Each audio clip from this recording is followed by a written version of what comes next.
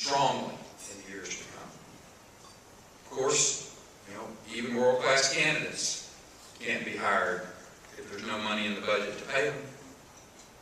That's why we continue to focus on keeping our state's taxes low and our state spending under control, resulting in the lowest debt level of the 10 largest states. That's just a new piece of data that's come out from Forbes magazine.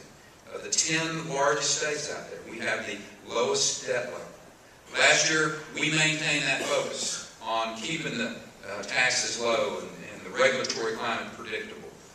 When we signed into law legislation that you all worked on, I know Senator Nichols is here as well, and he worked very strongly and long on making sure that we kept our spending under control. And we cut taxes for 40,000 small businesses.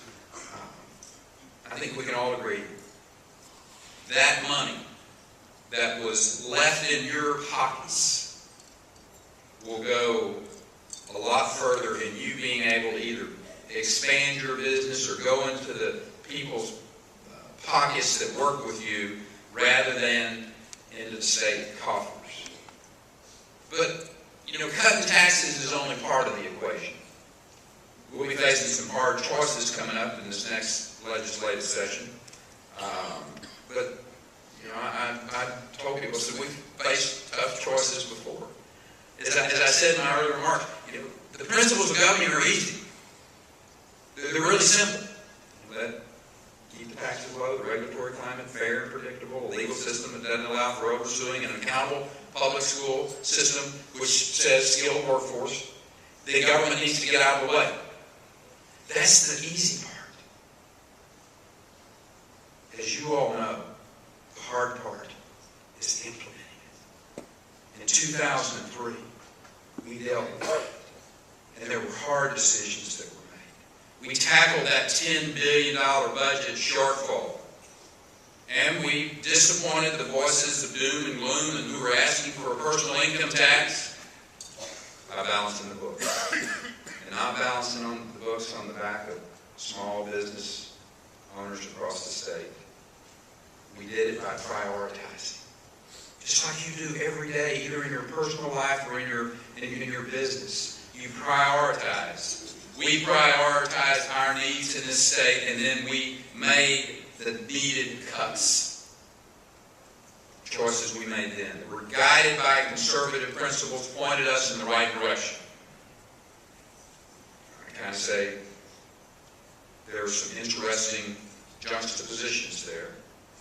The result of what we did was to better prepare the state to meet the next challenge with billions of dollars set aside for a rainy day.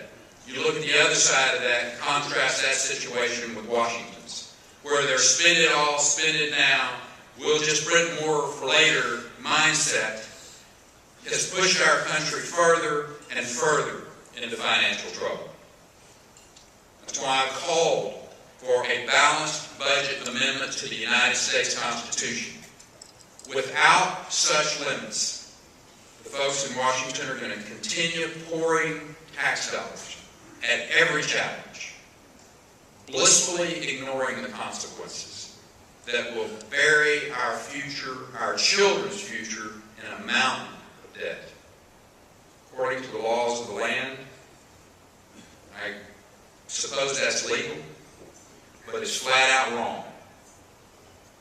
Our leadership here in Texas is much more conservative, but I happen to believe we need to work with the same types of limits, Jim.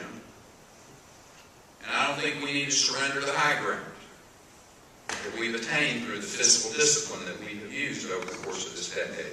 That's why I have asked the Texas legislature to get a chance to pass a constitutional amendment that the people of the state will then have the opportunity to decide yes or no on, that will require a 2/3 vote of the Texas legislature for any tax increases. It sets a nice high hurdle. It sets a nice high hurdle. It requires broader support for what I consider to be a very huge decision. Are we going to raise the burden on the back of those who create the jobs and the wealth in the state. I've also repeated my call for a cap on spending, the spending limit. That is basically a combination of not to exceed the rate of inflation and our population here in Texas.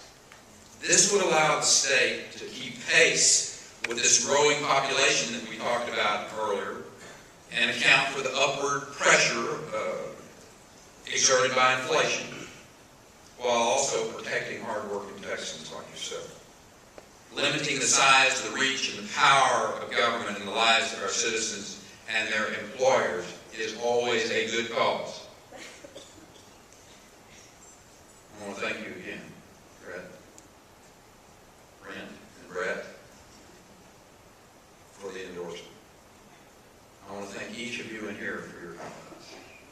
But I want to thank you more for exerting for the rest of the world to see what the Texas spirit is really all about.